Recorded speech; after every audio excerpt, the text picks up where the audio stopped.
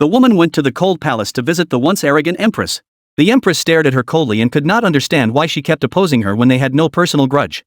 The woman slowly began to speak, and told the story of how her mother had died years ago. Even at this moment, the empress still had no idea who the woman truly was.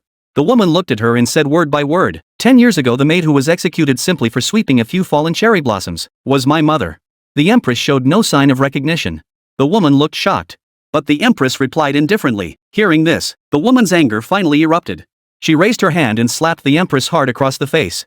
Then she ordered the eunuchs to bring in a massive iron cage. Inside the cage, a vicious dog was pacing restlessly. The empress's face instantly turned pale. No matter how desperately she cried for help, she was eventually dragged into the cage.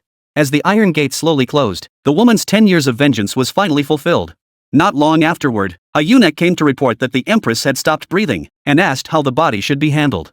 After a brief silence, the woman ordered him to bring a length of white silk, and hang the body beneath the cherry blossom tree. At the very least, the royal family should be left with some dignity. The woman stood before the cherry blossom tree, watching the body swaying gently in the wind. She softly spoke to the spirit of her mother in the heavens. Your daughter has finally avenged you. But now, there is still one last enemy left. The one who caused her master's death. Thinking about the final gift her master had left her, the woman suddenly felt overwhelmed with guilt. She pulled out a dagger, and without hesitation stabbed it toward herself. But strangely, she felt no pain at all. Looking down, she realized the blade had struck the doll her master had left her. Hidden inside the doll was a letter from her master. The letter said that she was grateful for the kindness the woman's mother had once shown her, and that she did not want the woman to blame herself for her death. Nor should she ever do anything that would betray her master's wishes.